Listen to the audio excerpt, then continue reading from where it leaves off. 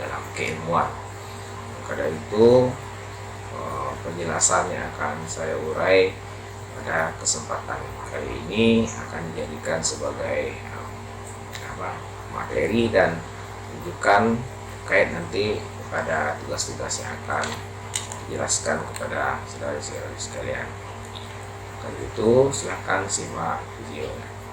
Berkaitan dengan metodologi, ciri yang fundamental yang membedakan pengetahuan ilmiah dengan bentuk-bentuk pengetahuan lain, common sense, intuisi, naluri, agama, filosofi, dan metafisik adalah metodologi. Nah, sejalan dengan ini, tujuan yang paling mendasar dalam kegiatan keilmuan pada prinsipnya sama, yakni menemukan dan menjelaskan gejala fenomena berdasarkan fakta dan data yang tersedia.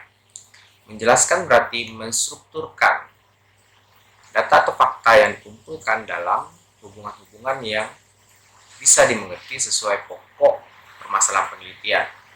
Sehingga dalam perkuliahan kita akan membahas konsep metodologi dan metode serta perbedaan antara keduanya. Setelah itu kita akan membahas secara ringkas tentang ragam jenis metode penelitian ilmiah sebagai pengetahuan dasar saudara sebagai mahasiswa yang dari kita konsep metodologi adalah sebuah konsep terkait dengan ilmu pengetahuan di mana metodologi adalah ilmu yang mempelajari metode-metode ilmiah. Nah, metodologi berbeda dengan metode.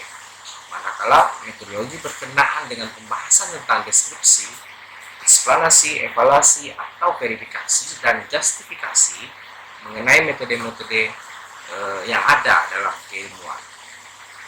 Nah, metode sendiri ada cara kerja, teknik, prosedur, dan tata cara. Langkah-langkah mengurus data penelitian yang nantinya akan menghasilkan sebuah penelitian yang sifatnya memulai dengan tahapan-tahapan dan sampai menyelesaikan kepada kesimpulan dari hasil penelitian. Nah, berbicara tentang metode, salah satu misalnya metodologi keilmuan yang ada dalam ekonomi misalnya, maka yang dimaksud dengan istilah metode itu adalah metode yang akan digunakan dalam disiplin ilmu ekonomi. Begitu juga dengan sejarah, yang disebut dengan metodologi sejarah adalah metode-metode yang akan dipakai dalam membahas keilmuan sejarah. Begitu juga dengan pendidikan, begitu juga dengan ilmu lain. Sehingga dalam metodologi terdapat sejumlah metode-metode yang akan digunakan sebuah disiplin ilmu untuk membahas permasalahan yang ada dalam penelitian yang terdapat dalam bidang ilmu tersebut sesuai dengan ontologi bidangnya masing-masing. Nah, dalam metode sejarah misalnya ada sejumlah metode penelitian yang akan digunakan, misalnya metode dokumenter, metode kualitatif, metode biografis atau life cycling yang berkaitan dengan ada juga misalnya metode sejarah lisan, metode analisis isi, metode kepustakaan. Nah, begitu juga dengan ilmu-ilmu lain juga masing-masingnya akan memiliki metodenya.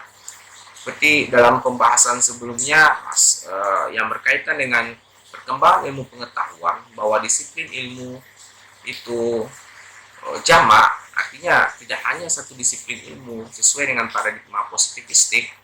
Nah, ilmu dalam pengertian yang jamak juga akan mengenal metode-metode tersendiri tergantung kepada masing-masing pembahasan ilmu dalam sudut pandang ontologis. Nah, selanjutnya kita akan lihat bahwa dengan adanya terdapat sejumlah metode dalam keilmuan, metode dan metodologi dan metode adalah sebuah bidang garapan yang berbeda, tetapi berkaitan antara satu dan yang lainnya. Nah, bila metodologi adalah bidang yang membahas to know how, to know artinya mengetahui cara bagaimana mengetahui, yakni tentang metode yang ada dalam keilmuan, sedangkan metode adalah to know how to do, artinya bagaimana mengetahui melakukan sebuah langkah-langkah kerja yang terdapat dalam riset ilmiah sesuai dengan bidang ilmu tersebut. Sehingga dapat disimpulkan yang disebut dengan metodologi berkenaan dengan teori, dan yang kedua berkaitan dengan aplikasinya. Yang pertama, metodologi adalah proses-proses di mana dirinya sendiri, dan metode adalah produk dari metodologi sendiri.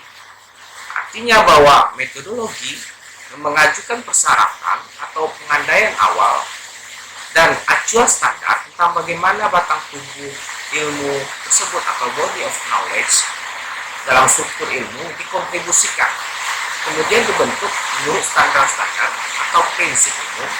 Sedangkan metode merupakan teknik yang cocok untuk mengetahui bagaimana suatu persoalan dipecahkan dalam keilmuan dengan langkah-langkah yang terdapat dalam metode tersebut.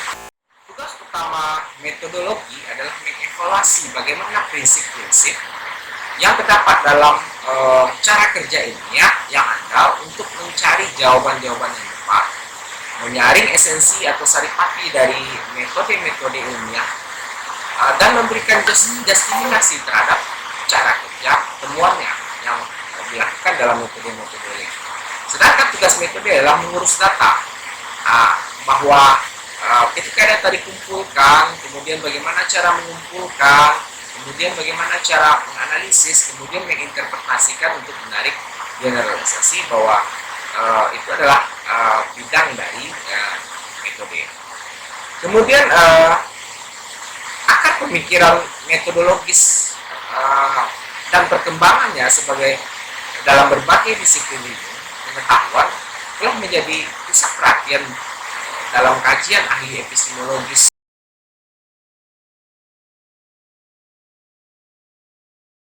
Akar pemikiran metodologis dan perkembangannya dalam berbagai disiplin ilmu pengetahuan telah menjadi pusat perhatian ahli epistemologis dan logika sejak abad ke-19. Dalam filsafat ilmu pengetahuan, metodologi merupakan disiplin yang otonom atau berdiri sendiri, sehingga seorang ilmuwan memiliki keahlian khusus di bidang metodologi. Disebutlah dia sebagai metodologis. Artinya adalah orang yang ahli di bidang metodologi ini.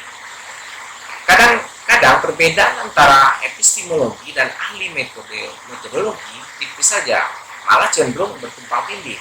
Meskipun demikian, mungkin bagi kita untuk membedakan keduanya dengan penjelasan kira-kira seperti ini, bahwa epistemologi adalah ilmu pengetahuan mengenai segala sesuatu yang ada, being, dalam arti umum bahwa yang bersifat alam nyata, fisik maupun metafisik, sehingga dikenali adanya berbagai bentuk dan kebenaran masing-masing.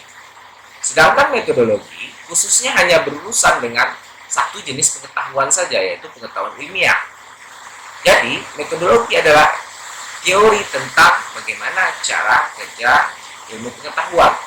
Sehingga ketika kita bicara filsafat ilmu, bahwa salah satu bidang garapan filsafat ilmu itu adalah hakikat epistemologi, maka kita bisa maknai bahwa yang dikaji dalam filsafat ilmu adalah teori ilmu pengetahuan mengenai segala sesuatu yang ada.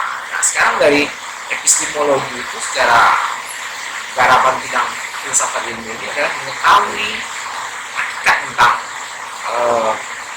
epistemologis tersebut.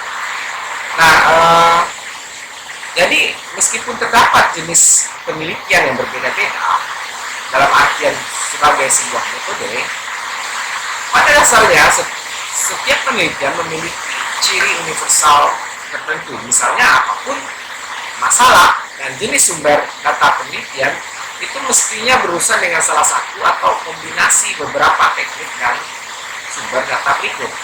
Nah, misalnya kita contohkan kepada metode, sebuah metode yang ada dalam keilmuan, misalnya dalam bidang pendidikan, pengumpulan data, metode yang digunakan dalam pendidikan, misalnya ketika seorang peneliti pendidikan ingin menerapkan metode pembelajaran tertentu atau model pembelajaran tertentu, misalnya kita contohkan adalah ada namanya model pembelajaran grup investigasi, artinya siswa pada intinya pada model pembelajaran ini siswa diminta untuk menginvestigasi pertanyaan-pertanyaan yang dilahirkan dalam pembelajaran, kemudian mencari tahunya dari berbagai sumber, kemudian di kelas disediakan semacam perpustakaan ini, maka untuk menerapkan model pembelajaran grup investigasi ini dibutuhkan sebuah metode penelitian.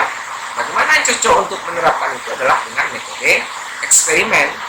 Nah, metode eksperimen ini membutuhkan data yang didapatkan dari kelas, di mana kelas ini adalah sebagai sebuah laboratorium.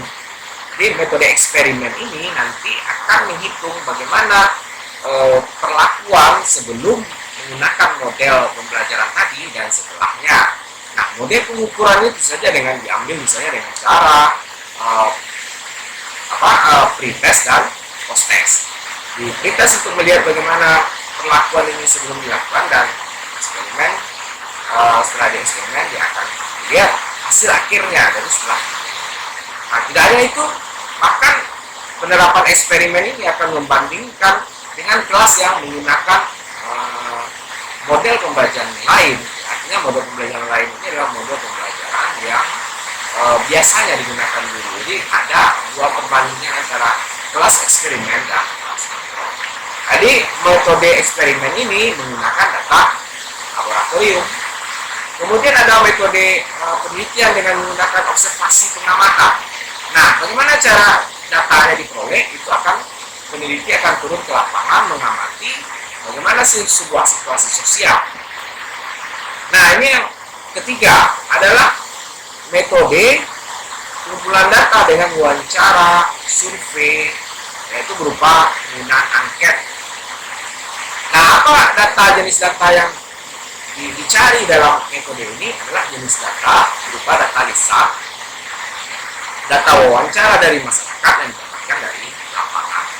Kemudian ada metode dokumen, yang seringkali digunakan dalam metode sejarah. Pengumpulan datanya adalah dengan metode pengumpulan data dokumen. Maka jenis data yang akan diperoleh dari metode ini adalah data berupa teks.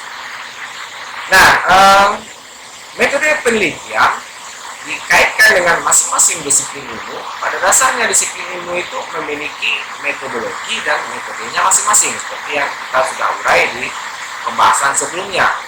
Sehingga kita dapat peroleh bahwa masing penelitian menurut disiplin ilmiah, misalnya penelitian sejarah, penelitian ekonomi, pendidikan, sosiologi, antropologi, komunikasi, dan sebagainya, memiliki masing-masing metode di dalam disiplin ilmu tersebut.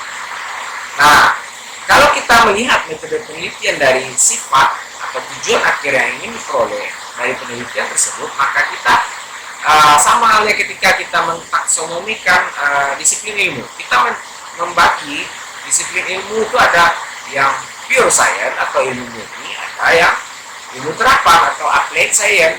Nah, begitu juga dengan metode penelitian. Ada metode penelitian dalam ilmu murni disebut sebagai research for sake of research. Artinya disebut dengan pure research. Artinya metode yang digunakan dalam ilmu. Kemudian ada yang penelitian yang terpakai atau diterapkan research for sake of the problem solving. Sering kali kita sebut juga sebagai penelitian kebijakan.